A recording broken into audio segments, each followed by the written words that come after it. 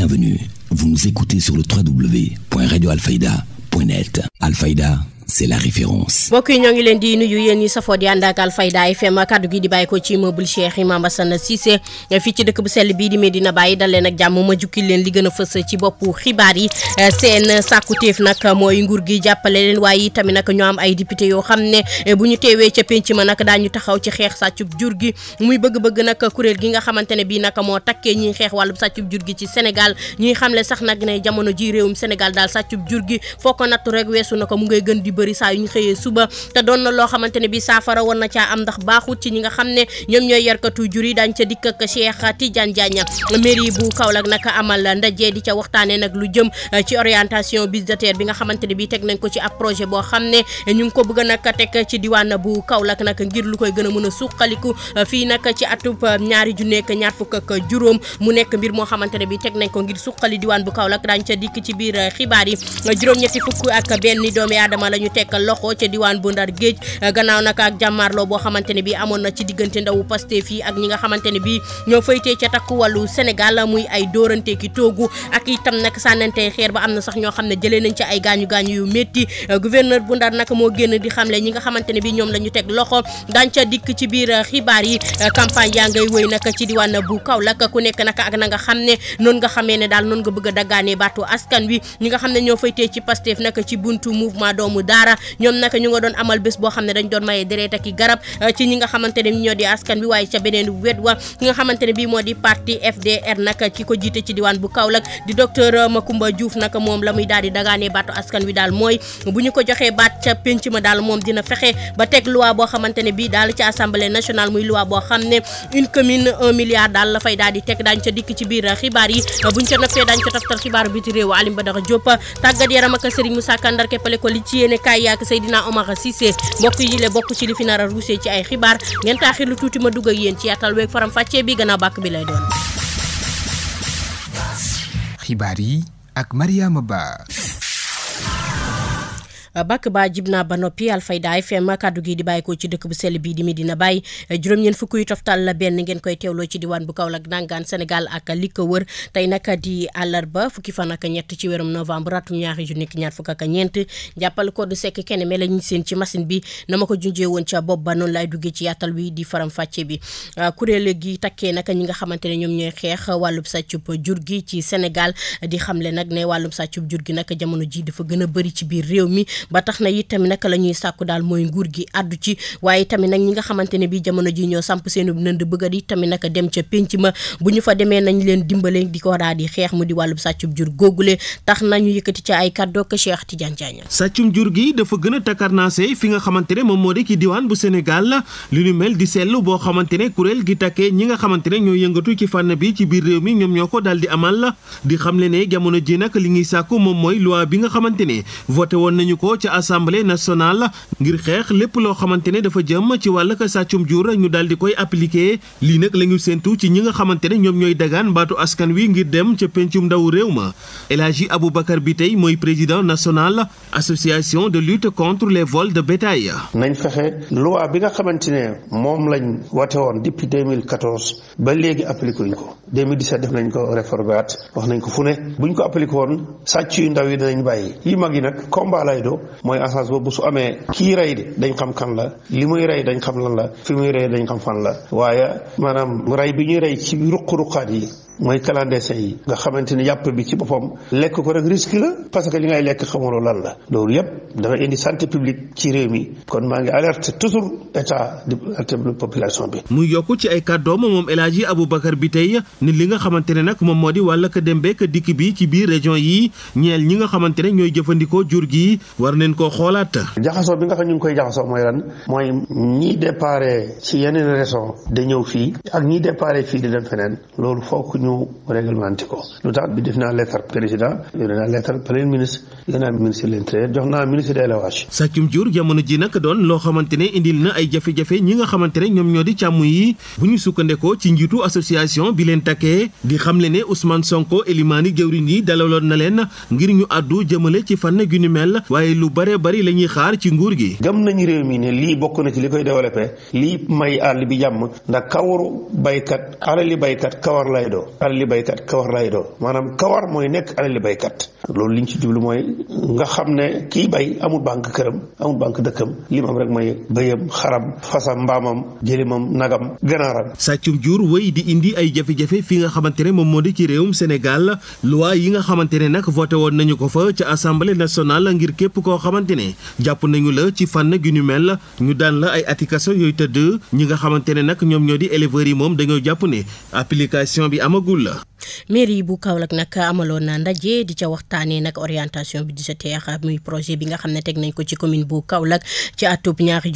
fukk ak juróom ngir tamit nag Kaolack gën a mën a suqaleku ci lépp fànn ak lépp loo xamante ne bii yekk buñ ko suqalee diwaan bu Kaolack askan wi daañu ca gis seen bopp docteur Mbaye Guèye adjoint maire la ci diwaan bu Kaolack lañ ciy teewlu. waaw débat d'orientation budgétaire dafa nekk loo xam ne lu am solo la comme ni nga ko xamee commencé woon nañ par fora de zone yi tey ñu dajee si les travaux de commission également topp ci d'intercommission tey ñu dajee ci li gën a yaatu nga xam ni services communaux services départementaux yëpp dañ fi nekk mais également les services techniques de la mairie les conseillers municipaux l'ensemble de la population qui sont représentés aujourd'hui par les délégués de quartier et objectif mooy lan ñu xam Kaolack lan mooy ay jafe-jafeem jafe-jafe yi biñ toogee ba léegi ñun lan lañ ci def lan moo des ñu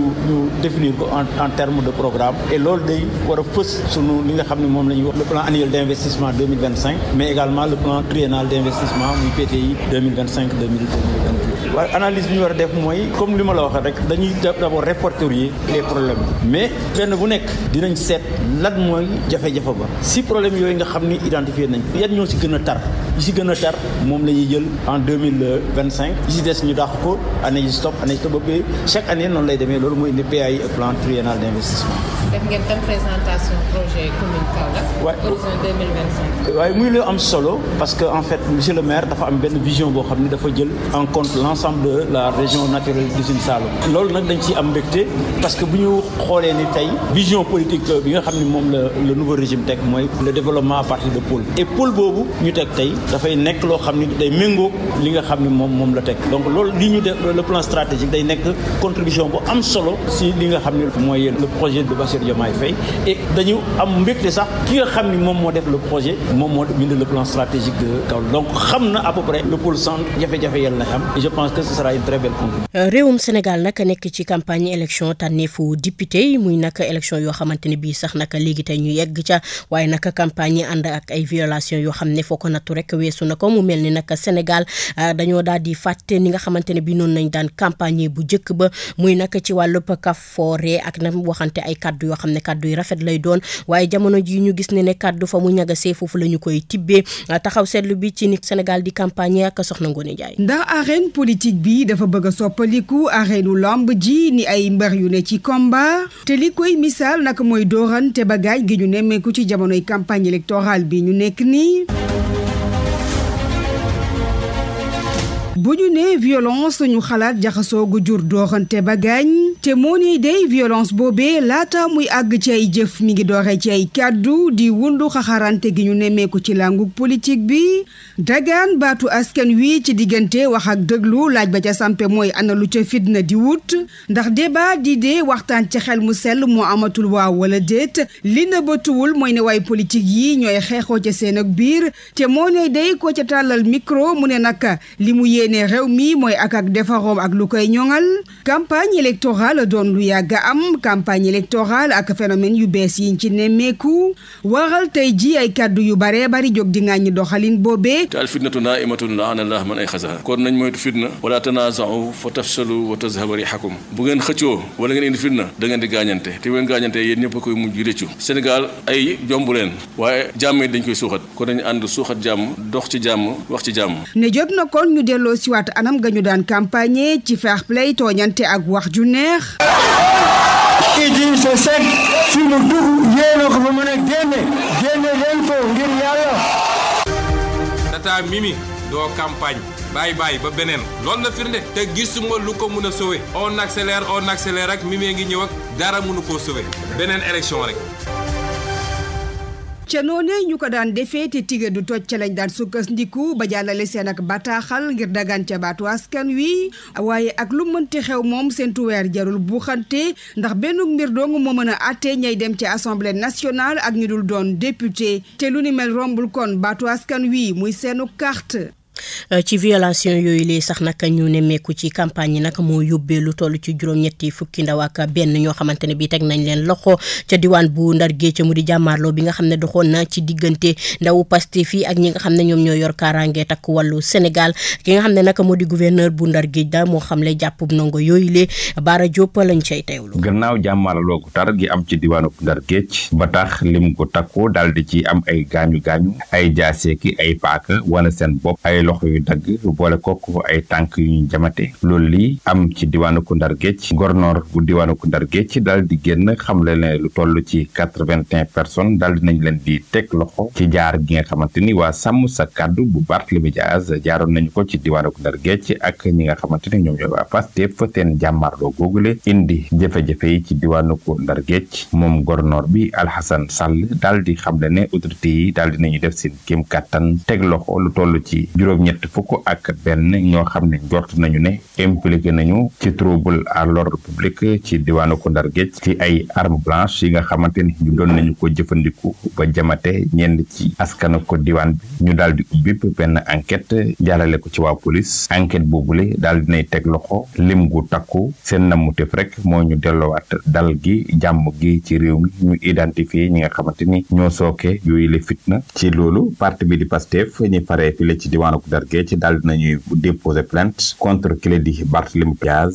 nekk ki jiite tête de liste bu sàmm sa kàddu ak ki la di Bougane Gueye Dany Papa Djibril Fall Mansour Faye ak ki la di Assane Diouf boole ko plainte contre X ngir rek li ñu leen di toppee moom mooy association de malfaiteurs boole ko mbirum tentative d'assassinat maanaam jéem a faat bakkan ànd ak loolu gaañ ay doomu aadama ci tayeef boole ko càcc ak lu jëm ci torture ak menace de mort loolu li bokk ci li nga xamante ni loolu la waa Pastef di tuumal tax ñu bind plainte bi jébbal ko ci leader yooyu le Saint-Louis Alfayda FM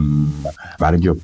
Amadou Ba nag mi nga xam ne moom mooy président coalition jàmm ak njëriñ nag àdduna ci violence yi nga xamante ne bii moom la ñu daal di nemmeeku nag ci campagne yi te itam nag muy sàkku ci njiitum réew mi ngir mu àddu ca ci nu mu gën a gaawee ndax daal bu ñu ko daggul mën naa indi guuta ci biir réew mi kàddu Amadou Ba Bara Diop moo ko taataan. mbokki Sénégal maa ngi leen di nuyu ku nekk ci turam ak santam di leen sant di leen gërëm di ñaawlu wax yi nga xam ne mi ngi fiy jóg ak jëf yi ñu commencé gis campagne électorale dafa doon waxtu woo xamante ni ku nekk da ngay andi sa programme nga wax ko wax yéene bi nga am ci askan wi yaag ñi nga àndal bàyyi askan wi tànn la ko neex tànn ko ci jàmm tànn ko ci salaam liñ fiy dégg fan yi commencé ko fi gis mooy ginnaaw wax ju ñaaw commencé nañoo jëf ca loola moo am ñu fi commencé di gaañu moo am ay woote yu ñu fi dégg ak ay wax ak tontonte yoo xam ne fi mu jëm doonul lenn lu baax réew mi nag am na ci lu mu jógee gis nañ ko fi ci at yi weesu réew mi am coono ndax ay xuloo ak i xeex yoo xamante ni ay bakkan rot na ci te it koom-koomu réew mi sooxe na ci ba tey ji ñu ngi dund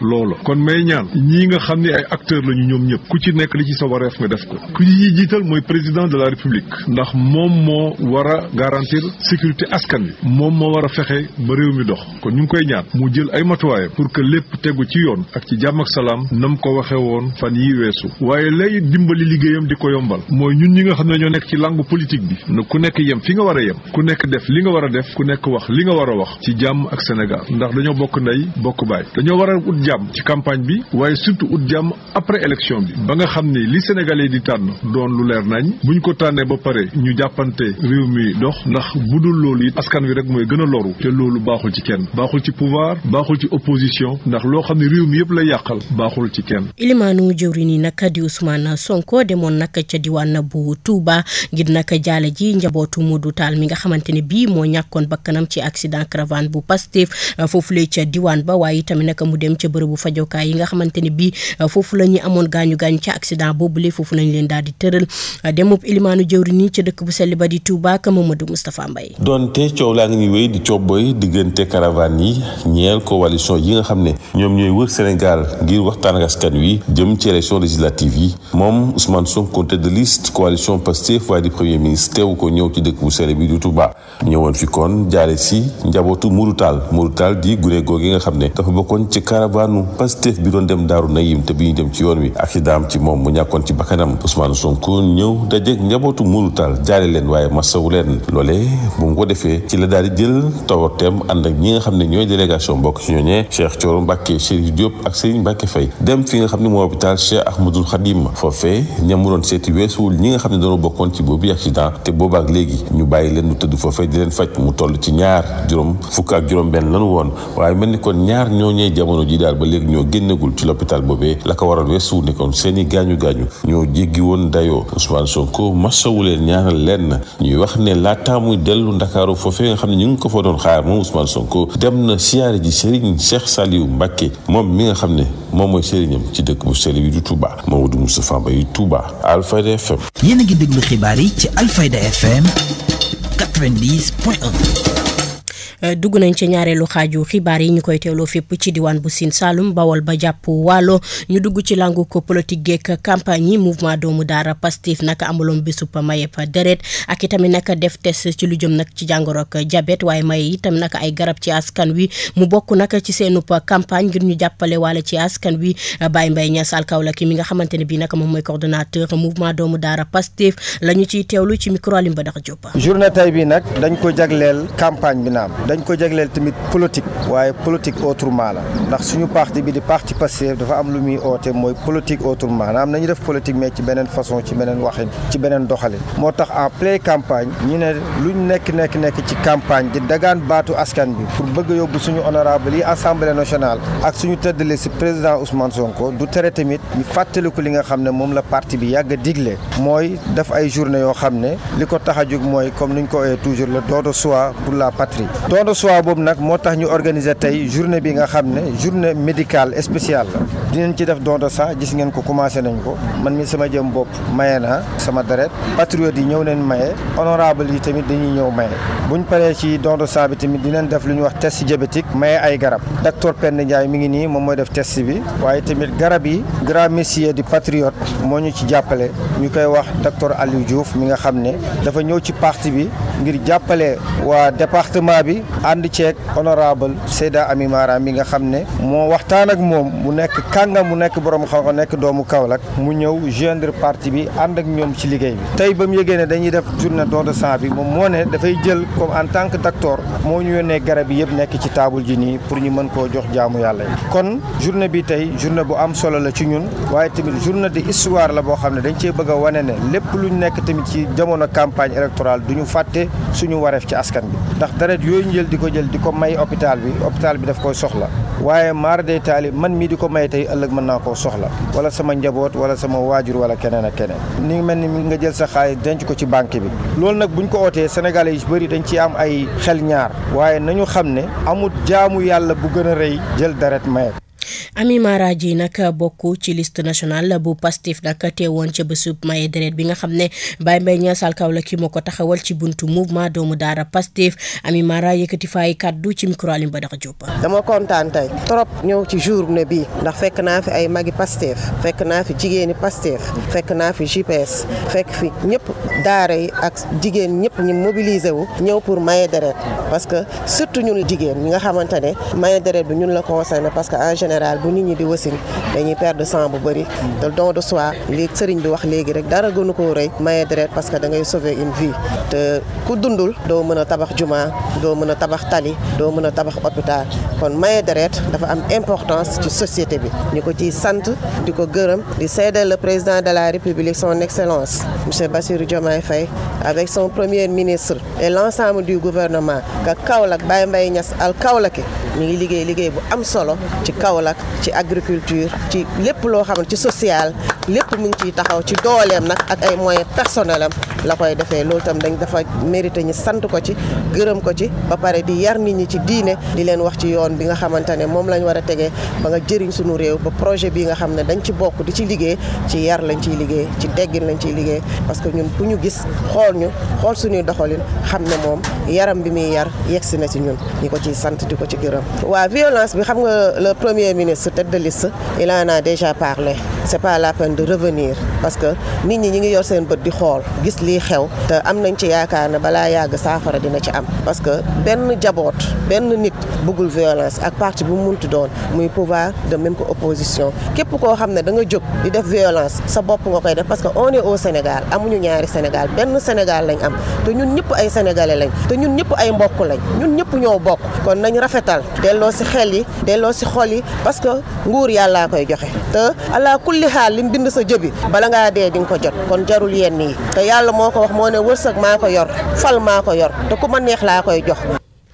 ñu dem ca beneen xibaar desandi ba léegi rek ci làngu ko politique gi Déthié Fall nag bokkoon ci coalition Takku Wallu Sénégal ca liste ya sax nag la bokkoon waaye nag mu mujjee dem ci parti Pastef fekk ji fa ki nga xam ne bokkoon na ndang moom parti mu di docteur Abdoul Aziz Mbodj mi nga xam ne moom mooy maire bu Ndiédiène waaye nag bokkuñu yoon ba ñu aw ba dugg ca biir parti Pastef moom docteur Abdoul Aziz Mbodj na mu gisee dikkub Déthié Fall ca Pastef soxna Ngoné Ndiaye moo ko taataan. Déthié moom suñu mag bu baax la mu ngi ci wetu président Ousmane Sonko foofu lañ ko xamoon foofu lañ ko yéene woon donc gis naa ne il est très épanoui foofu moom alhamdulilah sax lay wax bi ma gisee mu am ak moom retrouvaille parce que li ma jàpp mooy que parenthèse bi erreur la woon il a reconnu donc waru koon def malheureusement ça a créé beaucoup de conséquences suñu classe yëpp moom moo tax malheureusement ñu génne ci parti ñoo génne PRP te dëgg-dëgg mënuñu woon delluwaat parce que aussi ñun baaxeewuñu poser un acte boo xamante ne ni réfléchiruñ ko wala bu nekkee décision même buy am conséquence dañ koy assumer donc poser un acte une semaine après nga bëgg ci delluwaat yaakaar naa ne loolu moom moo tax bi ñu démissionné waxtaan ak suñu mbokk waxtaan ak Pastef ñu accepté ñu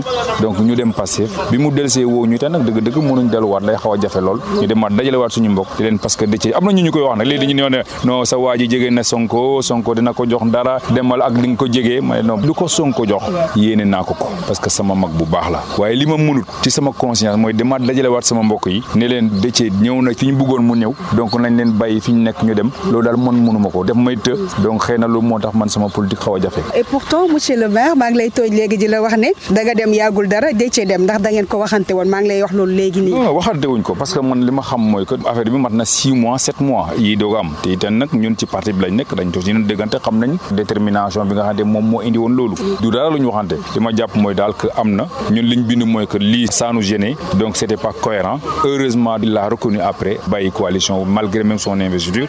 ca wéyalu kàddu docteur Abdoul Aziz Mbodj nag mu nga cay xamle na lii xeeñ ci campagne yi daal mooy feeñ ci élection yi mooy daal Pastef dina am ndam ci département bi te itam nag taxawaay bi am nañu ko ba noppi kàddoom ci waxukaay soxna Ngoné Ndiaye. sant yàlla donc ñaanal ko dëgg-dëgg ses retrouvailles avec le président Ousmane Sonko yàlla na barke yàlla na baax yàlla na ko jig te yàlla na jig réew mi. campagne électorale bi ñu ngi ci dernière ligne droite bi ngi battre son plein loo gis ci terrain bi lu mu wane. ah non mais fii moom est-ce que duñu am résultat boo xamante ne nii man yaakaar naa est-ce que dina am parti bu gagné département. déedéet. waaw si loolu daal gëj na fa am déjà ñu def élection boo xamante ne ni parti au pouvoir mooy gagné tous les départements donc man déjà man pronostic boobu lay def donc def razzia partout dans tous les départements parce que aussi la réalité mooy que discours yi ñoom ñoo nekkul benn xam nga aussi tey boo nee nga créer une liste de l'opposition day dund il faut c'est de la contradiction d'accord bu nit ñi am seen i position nit ñi am seen i liste dem assemblée nationale kenn en assemblée plurielle c'est normal mais tey bu nekkee yow da nga créer sa liste ne alors bu ñu gagné dañuy bloquer réew mi donc loolu Sénégalais yi donc dañu xam ne yow li gëlawloo réew mi mais yow sa xol nga nekk di jéem a faj parce que tu as un problème de conscience tu as un problème de cœur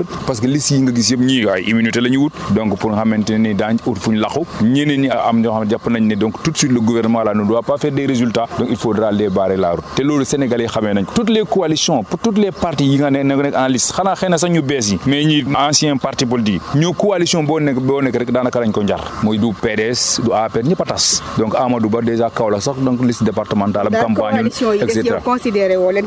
non ça c'est le terrain yow observateur nga donc tu es journaliste xoolal coalition bu nekk jàmm ak njëriñ Amadou Ba partout ça vole am na ñu investir sax du final dañoo croiser les bras donc boo demee tey APR kenn desu kan moo des APR maire am yëpp dem nañ yéni mairie keer dañ seen liste beneen mooy que PDS dafa toj ñaar ñu ëppoon solo ci PDS dem nañ defi leneen ñoom Doudou Wade ak ñoom Tafsir Thioye ñoom Woré Sarr ak Mame Diarra Fam fu ñu génn daanaka dara desatu fa donc Idrissa Seck deseetul dara donc muy takk wàllu donc loolu moom moo nekk rek donc boo demee tey Sàmm Sa Kàddu Khalifa Sall xoolal cadre yi ñoom Makodou ñoom ñëpp dañoo dem donc benn force politique moom moo nekk bi nga xamante ne ni nit ñaa ngi donc dem di ruer vers cette force politique mooy Pastef. keneen ku demit ca Pastef di docteur Alioune Diouf doon responsable politique ci diwaan bu Kaolack daal di nay fësal ne jamono ji bootu dina daal ci gannaaw Pastef ci buntu Ami Mara Dieng mi nga xamante ne bii mu ngi nekk ci liste Pastef yi ci diwaan bu Kaolack kaddu docteur Alioune Diouf Cheikh Tidiane Diagne moo ko taataan. lépp loo gis nag am na lu koy wundu maanaam illa bu am rek am na lu ko waral l'honorable Ami Mara m'a tendu la main ne ma soxla nañ la fi nga xam ne nii mooy parti bi Pastef parce que xam nañ sa taxawaay ci Kaolack ñëwal ànd ak Pastef Kaolack ànd ak Pastef national pour ñu liggéey Sénégal liggéey Kaolack ma ne ko man de ku ma oo ci liggéey Sénégal doo ma ko wax ñaari yoon ci loolu laa mos a nekk ci loolu laa mos a dox te loolu moo waral man sama yëngatu danaa waxtaan ak samay nit gindandikoo ak ñoom après je vais vous revenir bi ma defee loolu jokkoo ak maître Sow wax ne ñun ko fi mu ne nii pare nañ pour ànd ak Pastef non seulement soutenir la liste Pastef ci législative yi mais aussi soutenir la liste Pastef dugg Pastef ànd liggéey pour le développement de ce pays là. xam nga gars yi day fa dañuy ragal wax ji damay soutenir la liste Pastef mais moi je soutiens et je déclare mon adhésion dans ce parti. parce que li ñu simbu nii mu nekk dans le référentiel 2050 mu nekk un programme ambitieux dafa war tout Sénégalais épris de paix et soucieux du développement socio-économique de ce pays-là qui doit pas être en reste donc bu ñu tolloo fii ñu war a defar Sénégal ñu am slogan bu nga xam ne man dafa dugg sama xol mooy jub jubal jubanti mu nekk loo xam dafa nekk ñun toujours sunu credo sunu sacerdoce moom la ñuy doxee toujours jub jubal jubanti et je le dis loolu moom gën a dugg ci programme bi et je peux tendre mes mains j'aime les mains propres je n'ai jamais géré des deniers publics je n'ai jamais touché des deniers lu ñëw ci man lépp lu ma liggéey sama réew laa ko liggéeyal ak fépp mu mënoo nekk aussi la même chose te ñun doomu Kaolack mais mënuñoo toog seetaan mbir mi demee ni toujours buñ gisee ñu nga xam ne nag am nañ yaakaar ci ñoom pour ñu changer la donne wax dëgg yàlla dañuy def loolu. yaakaar googulee nag la Ami Mara Dieng nag fësal ci ne nag Pastef am na taxawaay ak kóolute ci ki nga xam ne moo di docteur Alioune Diouf ngir mu ñëw bokk ci ñoom te itam nag ngir ñu am baat ca penc ma kaddu Ami Mara la ñu cay teewlu. tey dañuy kontaan amaat beneen mbégte parce que doomu Kaolack juddoo Kaolack yaroo Kaolack màggee Kaolack macha allah yaayam dëkk fi papaam dëkk fi ay maamam dëkk fi su jógee ne day ñëw participer ci li nga xamante ne mooy développement wu Kaolack jaarale wu ko fenn lu dul ci le parti Pastef dañ koy rafetlu ba pare dañ ciy kontaan ba pare accueillir ko à bras ouverts parce que ñun dara ñoruñu mooy projet bii nga xamante ne moom lañ teg son excellence le président de la République Bassirou Diomaye Faye avec son premier ministre monsieur Ousmane Sonko nga xam ne dañ nañ def mise en œuvre bi teg benn référentiel muy l'agenda national de la transformation jox ñu vision 2050 dara taxu ko lu dul pour le développement du Sénégal ñun tam ñi dëkk Kaolack waa Kaolack am ci part de responsabilité bu mag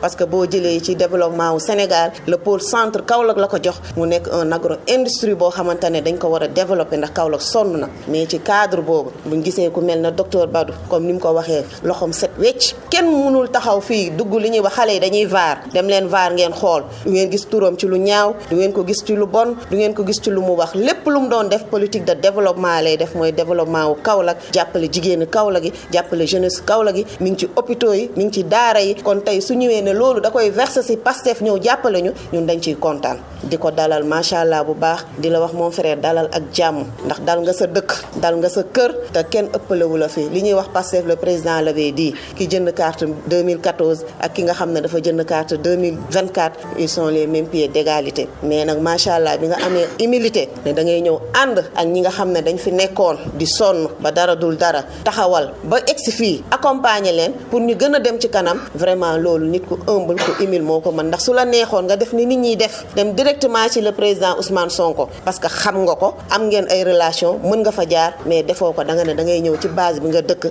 ànd ak ñi fi nekk ñi ànd liggéey ba yegg au niveau national di leen wax ne leen dal leen ak jàmm.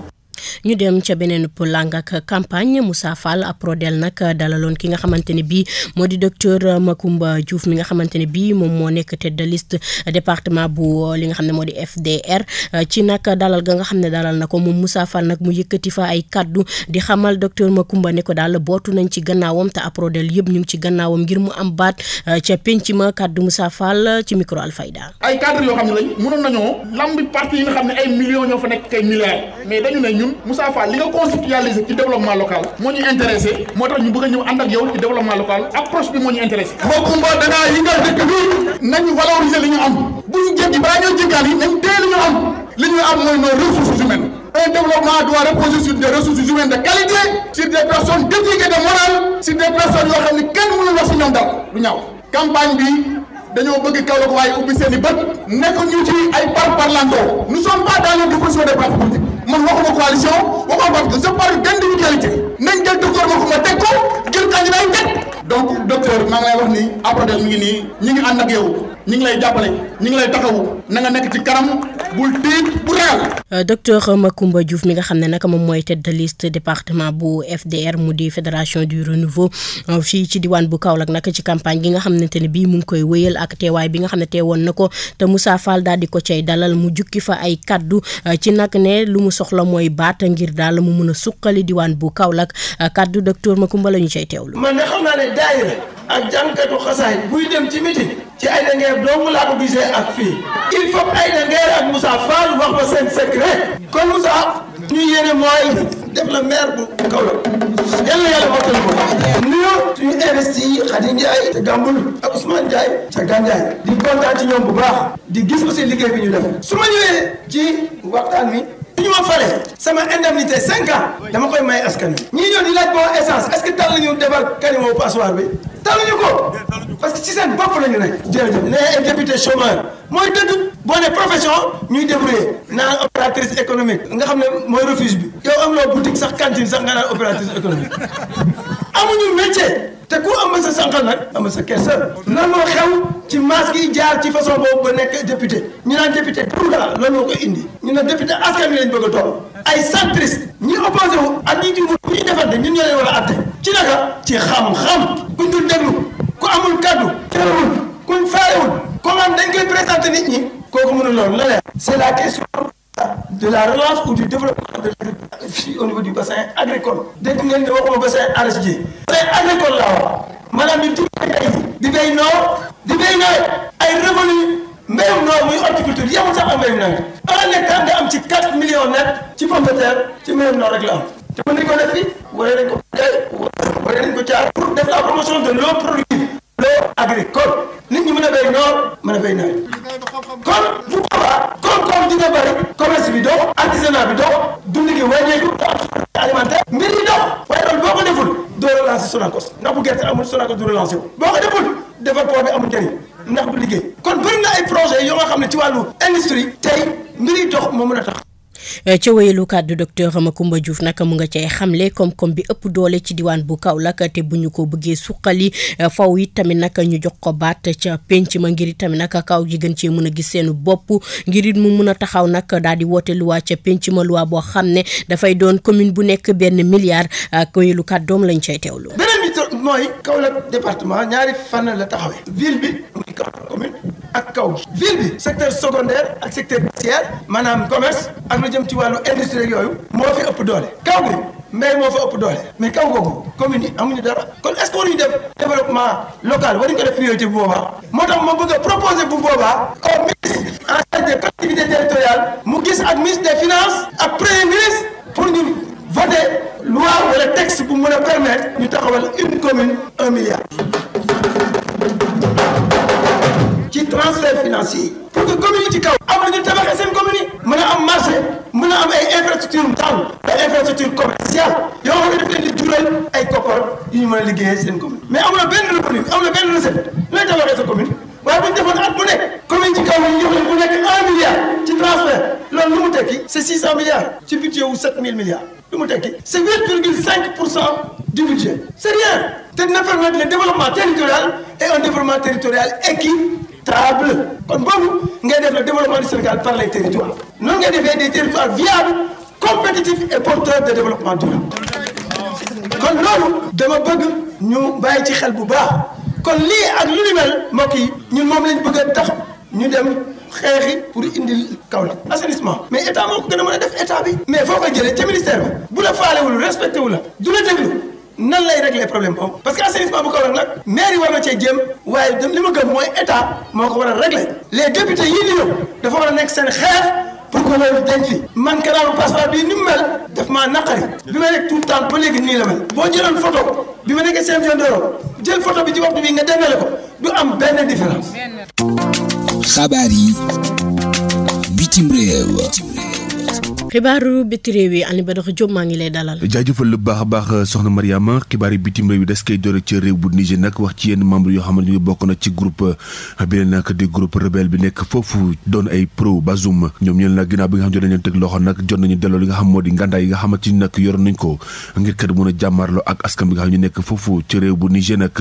mbir yi mel na mu ngi doon mbir moo xamante ni nag bu jéggi dayoo la ginnaaw bi nga xam jot nañu nemmeeku nag yenn ci ay mbir yoo xamante ni jotoon nañ ko nemmeeku ñeel li nga xam wàllum coup d'état militaire boo xamante ni jotoon na am ci juillet 2023 ba jamono toll nag ñuy réclamer nag ngir kat ñu bàyyi leen ñu delluwaat seen dëkkuwaay lii nag jamono toll mën a jàpp ne nag moo di situation boo xamante jot na critique loolu la foofu ci réew bu Niger nag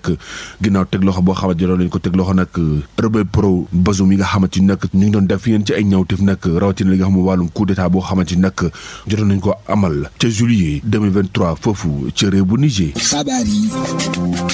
bitim réew. wax ba tey ci fitna ji nga xam nga am ci diggante réew bu Ukraine ak réew bu Russie nag jamono toll ñu ngi gis ne nag ay cong yoo xamante ne boo moytuwul daana am foofu ca Kiev mu doon mbir moo xamante ne jamono toll nag ñu ngi jàpp ni nag ñi nga xam ñoo di troupe nord coréenne bi nag seen loxo nag laal na ci mbir mi ni mel loolu war a jamono toll nag askan nga xam ñu yeewoo foofu ci réew Ukraine nag ñu moom la jamono toll moom dañoo ànd ak tiitaange nag ci fitna ji nga xam ñu ngi wéy ci digganteem ak réew bu Russie loolu war a jamono toll ñu gis nag yeneen ci ay forces de défense yoo xamante ñu nekk foofu ci réew bu Russie di wéy li nga xam moo di seen i patrouille ci yenn ci gox goxaat yoo xamante ñu ngi nekk foofu ci réew bu Ukraine nag ngi kat mën a wéy li nga xam moo di seen offensive ñu jàppale nag jamono toll moom fitna ji nga xam mu ngi am ba tey ci diggante ñaari réew yooyu leen nag ba tey mu ngay wéy te nag bëriwul benn yoon yenn ci kuréel yoo xamante ne àdduna nañ situation bi nga xamante ne mu ngi am foofu ci diggante réew bu Russie ak réew bu Ukraine. xabaar yi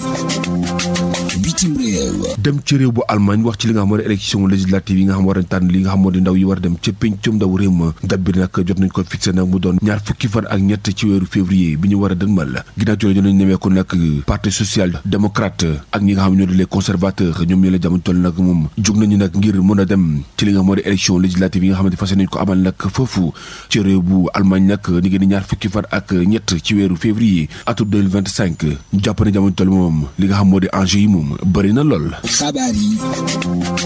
bitim réew. sant la gërëm la bu baax a baax soxna Mariama fii lee ci xibaar bitim réew yi yàlla mi borom jàmm tukku mu jàmmal nga am jàmm yàlla ñu may jàmm jaa ngeen jëf.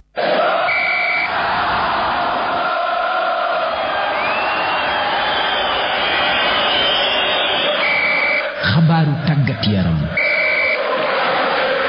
xibaaru tàggat yaram yi Serigne Moussa Kane maa ngi lay nuyu. Mariama Ba maa ngi lay fay te nuyu mbokk auditeurs yi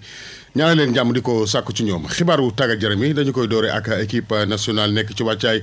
dem Mali tey jii sax lañu war a dem fi nga xam te ni moom mooy Bamako seen jogante ak Burkina Faso kii di Cheikh Lo Ndoye nag waxaat na ci équipe nationale ñëwam ak championnat local bi ak caractère bi am ci biir équipe nationale Cheikh Lo Ndoye la ñuy déglu. déjà dama ñëw pour jàng ba pare liggéey bi mooy wane ci biir terrain bi lu ma yàlla maintenant mi ngi commencé am doole bu baax a baax parce que avant ay benn moo fi dugg comme Pape Seydou Ndiaye maintenant y a 3 kon ça veut dire que ni championnat mi ngi dox bu baax a baax a baax te ñu ngi gën a góorgóorlu pour ñeneen ñoo xamante ni parce que ñun porte bi la quoi dañuy laaj dañuy gën a góorgóorlu pour ñeneen ñi mën a dugg si xam nga loolu daal vraiment am na différence bu rëy parce que niveau yi bokkul quoi boo ñëwee fii si nga doogay xam que ni yow war nga jàngaat lu bëri teg sa tànk fu sori quoi parce que boo nee championnat Sénégal ak ne haut niveau loolu beneen dimension la mais nag championnat bi gars yi ñu ngi góorgóorlu bu baax ñu ci xaar seen tànk tur pour jéem a tolloog gars yi mais que ni mën naa ni que ni daal am na différence quoi parce que sama première fois am fii ñëw j'ai vu si laa xam ne que ni différence bi gars yi li ñuy wax dëgg la mais liggéey rek moo la mën a indi fii parce que ça veut dire que ni championnat am na niveau déjà sama première ñëw fii li ma njëkk a frappé mooy caractère nit ñi ma gis ak gars yi esprit bi ñu yor da ngay xam ne que ni y a quelque chose y a une grande différence ak nit ñi ngay yàgg tase ci terrain bi nga xam ne fii y a des grandes mouches si nga xam ne que ni fii nii ak qualité de jeu bi gars yi di entraîner fii et tout si nga xam ne que ni fii ak championnat bi am na différence pour rëy waaw mais taxul que ni tamit championnat bi reversé wu y a des joueurs yu baax aussi tamit di fi nekk yu mën a rejoindre fii. mu nekkoon ay kàddu Cheikh Lo Ndoye ci joueurs yi locaux yi nga xamante ne tamit ñu ngi leen di tàmbale di gis ci biir tanière bi dellusiwaat na ci micro fédération bi. dañuy des si jongante Burkina Faso Sénégal Burkina Faso nag jamono ji seen équipe bi wàññeeku na ak doole ndax ay gaañu joueur yu takku yu ñu fa nemmeeku ndax juróom benn joueur burkinabé te juróomi nekk ay titulaire dañoo gaañu ba sax dañoo fa déclaré forfait seen joganteeg Sénégal ci yooyu la absence nag kii di Bertrand Traoré, Dango Ouattara, Mohamed Konaté, Gustavo Sangaré, Hervé Kofi ak Abdou Kader Ouattara ñooñu duñu mën a bokk dañoo déclaré forfait waaye loolu terewul kii di seen entraîneur bi nag Ibrahima Traoré nee nag ñoom seen bëgg-bëgg rek moom mooy dóor Sénégal ngir mën a des ci bopp groupe bi. football lañ ci dese ni ci réew mi fii ci Ligue Pro bi ak élection législative yi nga xam te ne ni fukki fan ak juróom-ñaar ci dimanche bi la ñu koy dëgmal juróomeelu bëccëg Ligue 1 ak Ligue 2 bi nag dañu ko reprogrammé ci biir semaine bële di ñëw ci lañ ko fas yéene amal maanaam ñaar fukki fan ci weeru satumbar bu ñeenti waxtu jotee ba teg ñeent fukki simili ak juróom ci la ñuy amalee li nga xam te ne moom mooy juróomeelu bëccëg Ligue 1 ak Ligue 2. ñu waxtaanee MMA Oumar Kane Reug champion du monde poids lourd yi nag ñeneen nag fu mu toll nii bëgg na laale ak champion camerounais bi di Francis Ngannou mi nga xam te ne moo nekkoon champion ci wàllu UFC waaye tamit fu mu toll nii jamono ji moo nekk champion ci wàllum PFL di Professional Fighters League moom Francis Ngannou loolu nag bu ñu ko tëggee mu war a doon combat bu war a dox ci ñaari doomu Afrique di François Ngannou nekk ca Cameroun ak Reug Reug nekk ci Sénégal Magog Mariama Ba li ma gën a fës ci xibaaru tàggat yaram yi jaa ngeen jëf. li ci yéene kaay L'Obs, Le Soleil, Sud Quotidien, Walf. li ci yéene kaay ñu andi ci ak Seydina Omar Cissé. laan bikum juróom-ñaar fukki doomu xaadama ak juróom-ñaar yoo xam ne xay garde du corps Barthélemy Dias la ñu woon ak Bougane Gueye Dany ak ñeneen takk dere fañ leen a jàpp teg nañ leen loxo ca fitna ñaawteef ba ñu defoon farandooru Ousmane Sonko ya ca diwaanu Ndar enquête yéen a kaay ñu ko xamal ñu ne déetewaay waa Pastef ya fa ñoo porte plainte Barthélemy Dias Bougane Gueye Dany Mansour Faye Pape Djibril Fall ak Assane Diouf ne la dal waa Pastef ya ca Ndar gaañ leen daggate corote leen jaasi seen yaram wa ci xaram gu ñaaw ba jéggi dayoo lu ji njaaga seen garde corps yaay njaag 24 heures yéen a kaay ne li ci gën a garaaw nag biñ leen jàppee teg leen loxo mooy bañ génnee diwaanu Thiès ca seen mitin ba ñoom waa sàmm sa kàddu ya takke dere fa ñoo nangu ca ñoom xay paaka xay jaasi xay ngàndaay yu garaaw te bëri ba tax teral yéen a kaay ne fi mu toll ni ke Barthélemy Dias xamatut ay garde corps am yëpp fañ leen a jàpp teg nañ leen loxo da nga ca loxoy takk der ya réew mi yéen a kaay ne bi loolu amee nag moo tax démb Ousmane Sonko fa wax ne comme jot nañ ay xibaar ne takk der yi jàpp nañ lu jege juróom-ñett fukki ci ñoom kon fi mu toll ni fa ñuy déglu yoon ñu xool nan la ñuy def ak ñooñu fañ leen di teg daan yu war am déet te comme loolu am na nag moo tax man Ousmane Sonko faay xoo mboolem militant Pastef yi nga xam ne fa ñoo meroon ba futtu yokk ci li ma meroon li ma leen xoowoon nag ci gat sa ñu ñàkkante fayu ci lii ñu def bés ni ki tey loolu bàyyi leen ko teg leen yëf yi ci suuf fi mu toll nii bu leen song kenn bu leen fayu bu leen def dara nañ bàyyi yoon def liggéeyam kon faa leen di xoo yéen patriotes yi nañ wéyal suñ campagne def karawaan ci jàmm ak salaam ak dal terewul nag fa ñuy xëppi suñu bët xool waaye xeex ak fitna bi moom c'est fini jeex na indépendant yéene kaay na Sonko kay dalal na gaayam yi jox na leen ndigal foo xoote léegi jàmm ak dal wéyal campagne bi jeexal ko ci jàmm dimanche bii di ñëw ñu mbuqi gaay yi mu jeex fa leen a wax ne ñun liñ bëggoon xam nañ ko yoon jàpp nañee ma ngay def liggéeyam ñu ne déetawaay ñun ñëw nañ ba fiir Ndakaaru xamal nañ suñ karawaan waa ji waxoon mi ñuy xaar nag ba léegi kenn gisul ko tàppet la buqat fa làqatu Barthélemy Dias mel ni ko doon ko yow man ngay waxal man da ñëw naa sama kër toog di la xaar yow Ousmane Sonko yaa waxoon fa ngay ñëw te gisuma la yow moom yaay tàppet bi ak waxkatu dëgg bi man de faa la xaar ba sonn gisuma la yaag sa gaay yi te mooy yéen a kaay mel ni ko daan ko Barth ngaa gaaw a wax de waa Pastef yi démb sa wetu kër ak sa quartier foofu yëpp fañ faa jaar ak karawaan bu ko gën a mag mbooloo mu bari bay tuuru yéet teet démb fa ngay gis la topp Ousmane Sonko nga xam ne dëgg-dëgg Sonko mooy borom Ndakaaru rond point bañ nekkoon ñoom waa Pastef fañ koo duy ba mu débordé ñu pare def karawaan biir Ndakaar ci guddi gi ci ngay xamee ne doole yemut info yéen a kaay na waaye Barthélemy Dias démb sulli na ay mbóot de diggante mook Ousmane Sonko yow seetal Barthélemy fa wax ne Ousmane Sonko xam naa bés fa ñëw sama kër di jooy ndeysaan ma ne ko lu xew mu ne gars yi fañ maa bëgg a rey ma ne ko na sa xel daal dara du la dal mu ne faa ko dimbale man Barthélemy Dias jàppale ko làq ko aar ko wan ko sax ni muy aaree njabootam même sax fetal yi nii Sonko xamu ci woon dara man maa ko jàngal ni ñuy téye fetal ni ñuy tiireeg yëpp juróom-ñeenti fan yoo xam ne sama garde du corps yi ñoo doon surveiller njabootam gi moom sax xam na sama garde du corps yëpp moom Sonko waaye nag li ma koy xamal mooy dimanche bii di ñëw faa koy sifaay maanaam faa koy mbuqi jël ndam li wan ko na ko Ndakaaru maay borom man Barthélemy Dias l'observateur na gis nga diggante Sonko ak Barthélemy Dias mi mortal combat de moo ci am faw ñu ñàkkante waaye dimanche nag yàggatut ku mën sa morom rek fa nga koy mbuqi lefay yéen a kaay mel ni ko daan ko xamaguñ dimanche de luy xew waaye liñ gisagum ci mbooloo mi topp Ousmane Sonko surtout démb Ndakaaru maire mu Sacré-Cœur bu Barthélemy Dias sax démb Sonko fa ko wàccee wane ne mooy borom ak mbooloo mu bëri embouteillage doomu aadama inondation doomu aadama moo xamoon ca kaw tali ba Barthélemy Dias na leen waa xaar leen man ni tey ci àllarba alxames àjjuma ci laay amal karawaan biir Ndakaaru boobaa di ngeen xam mbooloo mi ma xam nu mu toll yor yéen a kaay mel ni ku daan ko yow koy xamoo loo wax démb sa buntu kër laa wax baobab waa Pastef fañ fa doon doxantu takk derrière lu ko jiitu fa ñoo ñëw garde sa buntu kër bañ fitna am Sonko wax fa kaddu yoo xamante ne kaddu yu dëgër la laa si yéen a kaay na ko Sonko kay yëmul ci Barthélemy Dias wax na sax démb ak njiiti réew mi Diomaye Faye nee na ku mu jël ay responsabilité Amadou Ba na leen man faay xoote jàmm ak dal te yéen politiciens yépp ci loolu laa leen di woo ngeen amal débat idée wax ci xam-xam waaye fitna baaxul amul njëriñ Alioune Tine na ko maag yow bokk xalaat de kaddu yi Sonko wax nag ak Barthélemy Dias fa garaaw loolu mën naa yee fitna si du quotidien na ko non loolu génn nañ ca démb ñoom ñaar ñëpp kaddu jàmm ak dal lañu woote moo xam muy Sonko moo xam muy Barthélemy te fitna dañ doon ragal moo xam démb Dakar amut wala fa jër yéen a kaay ne fitna tension politique bi ñu doon ragal yàlla fa ca wis ndox mu sedd ndax ñoom ñëpp léegi fa ñuy woote jàmm ak dal mu Njaay Cissé na man daal faay xoo état bi moom mu def liggéeyam politiciens yi ñu gën a wane ak mat bañ fay yee fitna man ko waxee ca Vox Populi Alioune Tine fa ko faa feelu GP yéen a kaay moom fa ñoo xamal ne Abdou Karim Sall ginnaaw bu mu wëree réew mi moom it ci campagne bi del si waat na Ndakaaru ak ndam lu mag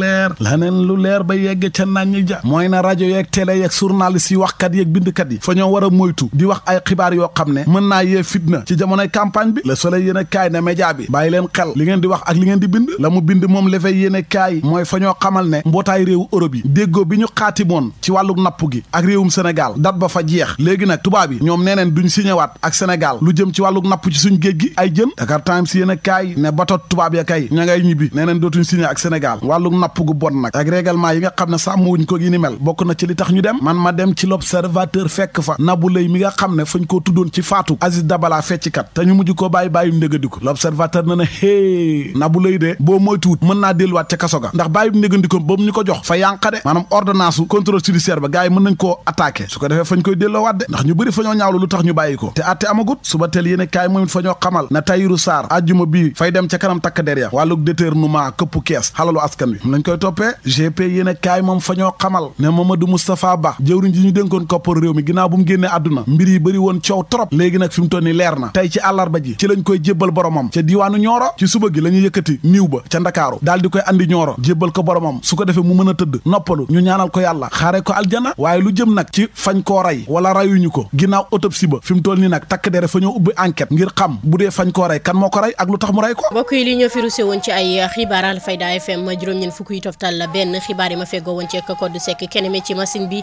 ñoo ngi leen di jaajëfal yéen ñi doon teewlu xibaar yi kaddu gi doon bàyyi ko si studio Aline moom wax loo ci immeuble Cheikh Imam Assane Cissé fii ci dëkk bu sell bii di Medina Baye ñu ñaan rek yàlla muy borom jàmm ku mu may jàmm nga am jàmm yal nañu yàlla may jàmm fu ñu toog di dégg jàmm di gis jàmm mbokk yi cant ak ngërëm ñeen na leen mooy leen di ànd ak programme yu am solo yu Alfayda FM jërë ngeen jëf. xibaar yi ak Mariama Ba.